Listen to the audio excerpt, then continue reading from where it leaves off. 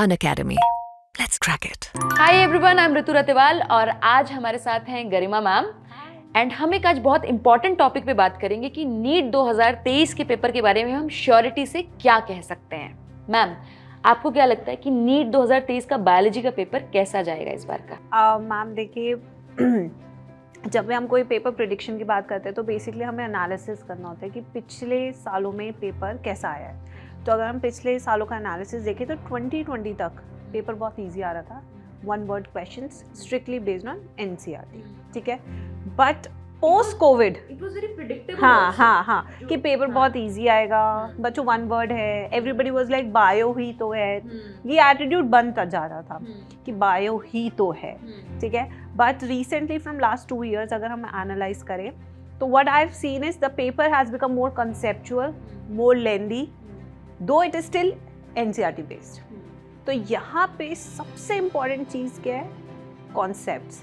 अब जो ये एटीट्यूड था ना कि सिर्फ बायो ही तो है, now this has to change. इसके लिए अब आपको एक बहुत प्रॉपर एक टीचर की ज़रूरत है जो कि नीट ओरिएंटेड पढ़ा रहा है, एक बहुत अच्छे वे में आपका सिलेबस कंप्लीट करा रहा है और आपके दिमाग में हर चीज़ डाल भी रहा है। एक होता है पढ़ाना और एक होता है याद भी कराना। तो खिलाड़ी वो है जो बच्चे को क्लास में याद करा के भेजते हैं। This is what I think. बाकी मैम, पेपर लेंदी जब आता है तो उस टाइम पे हमें कैसे उसका अप्रोच करना चाहिए, आई थिंक ये बेस्ट आप बता सकते हो। पहली बात तो मैं मैम की बात से एग्री करती हूँ। देखो, 2017-18 से पेपर बिल्कुल एनसीईआरटी बेस्ड हो गया जब से एनटीए ने टेक ओवर। हाँ बिल्कुल। उन्होंने ये कहा कि भैया एक गांव के बच्चे को और एक शहर के बच्चे को सेम अपॉर्चुनिटी मिलनी चाहिए, जिसके पास ट्यूशन टीचर्स हैं एक्स्ट्रा पढ़ाने के लिए, उसको एक्स्ट्रा एडवांटेज नहीं मिलना चाहिए।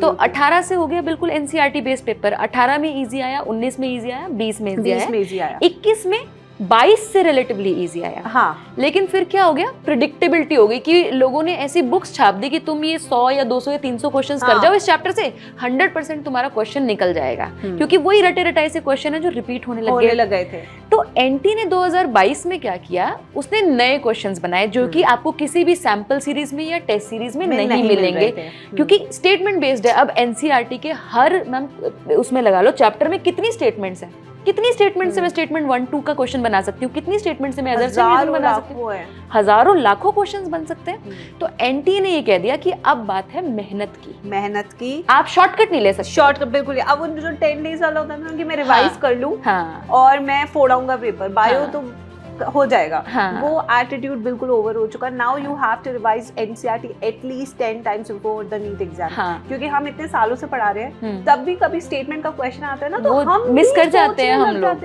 हाँ जी, अरे एनसीईआरटी में क्या है। हाँ जी, तो even if we have done it 100 times still we are thinking, तो अब बच्चे को कम से कम 10 बार करना पड़ेगा।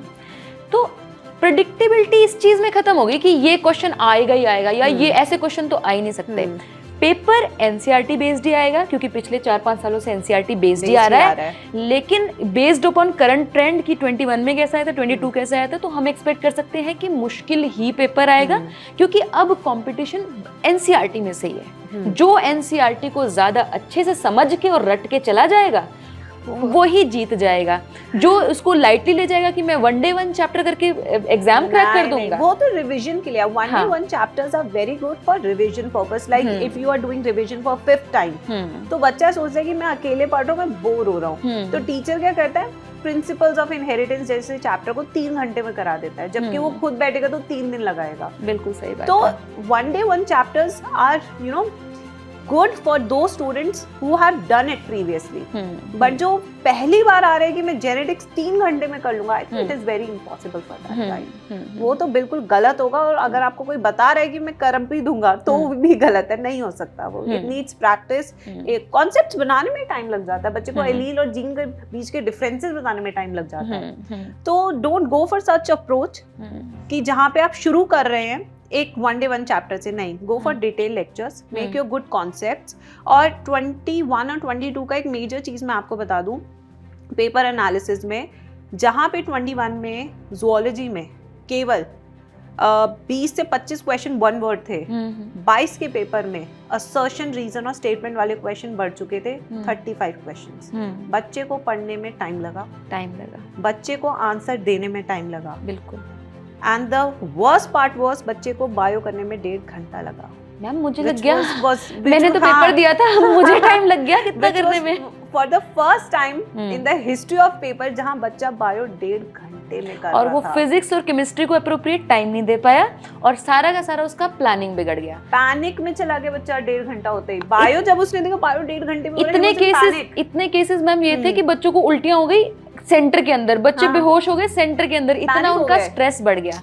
तो आप लोगों के लिए जो कंक्लूजन है हमारी बात का वो ये है, आएगा एनसीईआरटी से, आपको इस वक्त तो बाहर की कोई भी चीज टच नहीं करनी चाहिए। 2024 वालों को हम लोगों का ये सजेशन है कि आप सबसे पहले अपने कॉन्सेप्ट बिल्ड कीजिए एक अच्छे टीचर के साथ, और उसके बाद उन कॉन्सेप्ट्स को एनसीईआरटी से रिलेट करिए अपने टीचर के साथ, और फिर खुद भी एनसीईआरटी आप 7 से 8 बार पढ़ के जाइए। आपको ये चीज स्किप नहीं करनी, ये स्टेप आपको स्किप नहीं करना, और आपको स्टेटमेंट वाले अपने टीचर्स को बोलिए कि हमें स्टेटमेंट वाले क्वेश्चंस प्रैक्टिस कराइए, क्योंकि बिना प्रैक्टिस के तो लर्न हमें नहीं होता। मैम मैं आपको ना एक बड़ी एक ऐसी चीज बताती हूँ, लास्ट ईयर का किस्सा बताती हूँ। जब हम प्रैक्टिस करा रहे थे स्पेशल क्लासेस में, तो अराउंड 20 से 25 हजार बच्चे थे हमारी लाइव क्लास में। तो क्या हुआ कि मैंने देखा कि मैं उस दिन ना स्टेटमेंट वाइज क्वेश्चन लेकर गई थी। Title of the series was कि टफेस्ट क्वेश्चन ऑफ बायोलॉजी, तो उसमें मैं स्टेटमेंट वाले ले गई। दो आई डिडंट नो कि स्टेटमेंट वाले आने वाले हैं, बट मैंने कहा कि मैं टफ क्वेश्चन कराऊंगी, तो उसमें मैं स्टेटमेंट, आप यकीन नहीं मानोगे विद इन 15 मिनट्स मेरी क्लास की स्ट्रेंथ 1/3 रह गई। 20,000 बच्चों को लगेगा ऐसा पेपर आएगा ही नहीं। 20,000 से बच्चा सिर्फ 7 या 8,000 पे। आई वाज अमेज्ड, ये क्या हुआ? क्वेश्चन अच्छा चल रहा है, एनसीईआरटी बेस्ड है। बाद में बच्चे मुझे कॉल करके कहते हैं आप क्या करा रहे हो, ऐसा तो आता ही नहीं है। ऐसे तो आता ही नहीं है। इनका ये रिएक्शन था। मैंने कहा चलो ठीक है भाई, अब हम भी तो नहीं बोल सकते ना कि पेपर ऐसे ही आने वाला है, हमें भी नहीं पता। एंड जब वो पेपर आया, वही स्टूडेंट से मुझे कॉल किया कि काश वो क्लास हम कर लें। मतलब ये एटलीस्ट ये माइंडसेट तो बन जाता है ना। हाँ, हम कहीं ना कहीं टीचर्स ने पिछले साल एक माइंडसेट बना दिया कि 1 वर्ड क्वेश्चन कर, फटाफट से तेरी स्पीड एक्यूरेसी बन जाएगी। बट जहां हमने वेरिएशन कराई, बच्चे ने खुद एक डिनाई कर दिया कि ये तो आता ही नहीं है। तो यहाँ से हमें एक चीज सीखने वाली ये है कि just get out of this pattern, comfort zone में मत रहो ना, जो आपने कर लिया चेंज हो सकता है ना, हम प्रेडिक्ट कर सकते, कोई प्रेडिक्ट नहीं कर सकता। और अब आपके पास पता है क्या एडवांटेज है, अब वो एक बार 2022 में वर्स्ट चीज हो चुकी है, आपको पता है कि ऐसा हो सकता है। 80 to 90% चांसेस है कि इस बार भी मुश्किल ही आएगा। 10% चांसेस है मैम, 10-15% की वन वर्ड की तरफ हम लोग वापस जाएंगे। टाइम भी तो बढ़ा दिया ना 20 मिनट। हाँ, टाइम उन्होंने बढ़ा दिया है। अब तुम लोग प्रिपेयर करके जा सकते हो। तो 2023 वालों के लिए ये सजेशन है, 24 वालों को तो हमने बता ही दिया क्या करना है। 23 वाले जिनके पास टाइम कम बचा है, कुछ चैप्टर्स हैं जो तुम 3-3, 4-4 घंटे में भी निपटा सकते हो। माइक्रोब्स वाले चैप्टर हो गए, even reproduction and organism strategies हो गया, बायोटेक के भी लिविंग वर्ल्ड हो गया, और मिनरल न्यूट्रिशन है। हाँ, इनफैक्ट बायोटेक्नोलॉजी में भी जो उसका एप्लीकेशन वाला चैप्टर है, वो आप जल्दी जल्दी ही निपटाओ। ठीक है, सिस्टम है, हाँ, उसकी बातें, हाँ, उसकी बातें पढ़ के आप जल्दी जल्दी ही निपटाओ एनसीईआरटी से पढ़ के। बट कुछ चैप्टर्स हैं जिनमें आपको भी टाइम देना पड़ेगा, चाहे आपके पेपर में 3 या 4 महीने ही क्यों ना रह गए हों, जैसे genetics, human physio, plant physio, evolution, हाँ, पूरा जेनेटिक्स, ये आपको टाइम देके जाना पड़ेगा। तो बच्चों यहाँ पे जो पैटर्न अभी है मैं बता दूं, जो बच्चे अभी भी इस थॉट प्रोसेस में चल रहे हैं कि नहीं ये सिर्फ बायो ही तो है, मैं आपको एक चीज बता दूं कि there are 5 pattern of questions which are approaching in the paper nowadays. The first is statement wise, second is assertion reason, third is match the following. Match the following भी इतने इजी नहीं लगते, पहले तो बड़ा ऑब्वियस होता था, सामने एक पॉइंट जुड़ जाता था तो आंसर निकल जाता था। अब नहीं है, अब now the scenario is change. 1 word question भी आएगा, एंड जो last pattern of the question है sometimes it can be diagram based also. बीच पहले आते थे, बीच में खत्म हो गए, but you never know.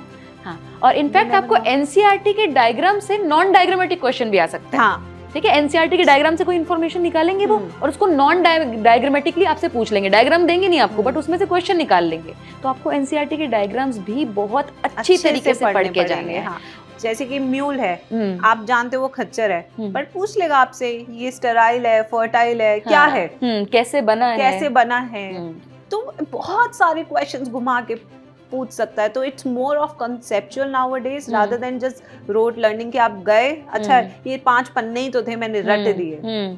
Summary में से क्वेश्चन आ सकता है, बैक क्वेश्चंस में से क्वेश्चन आ सकता है।